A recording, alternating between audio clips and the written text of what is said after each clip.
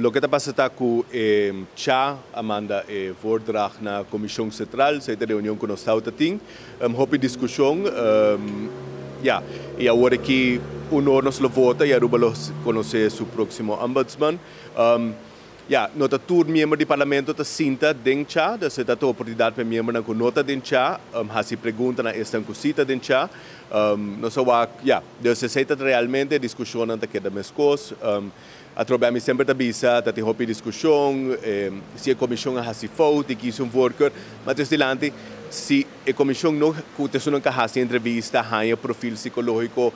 hasi tu sorte assessment, se não bem com worker, nós tá há três nomes, nós temos quase ini mini mini mo, parlamento nós sinta de uma entrevista, não há um report, fora de lo que agora representado em Cha, e essa é a base de nossa petição. Então, hope by being desafortunadamente o processo está politizado desde que o governo me país rechazar a emenda que lo a proteger o Ombdusman de modo ontslag goedjesung. Nós queremos proteger o Ombdusman en creden Constituição e de na gente para funcionar. Pero nos política está lo que está, e agora que uno nos lo vota, e a Ruba lo conoce quem tem dois candidatos na restante lota Ombdusman, lo vou preferir para o parlamento unânime de BC, me dúvida que sei lo sucede, então agora que nós temos que guardar para votação. Senhor Mansur, se tem possibilidade por isso, lá nós aqui dois pessoas que está sendo nombrada e se ela quer envolver a ordem, que está para passar, ou tem algum cambio depois da reunião aqui mirando que nós temos dinâmico está número 1, número 2, número 3, essa que cambia, então quem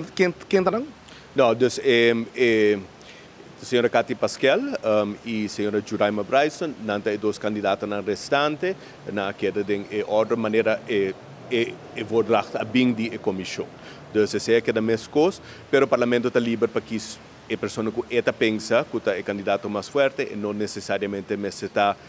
coincidir com a comissão. Anche me pergunta sempre que a base de que o parlamento vai dizer algo outro, mirando que nós não temos nenhuma informação, nós somos parte do processo, nós fazemos entrevista, nós temos report, mas o parlamento tem a liberdade para que dia dois candidatos, e não se siga a ordem da comissão.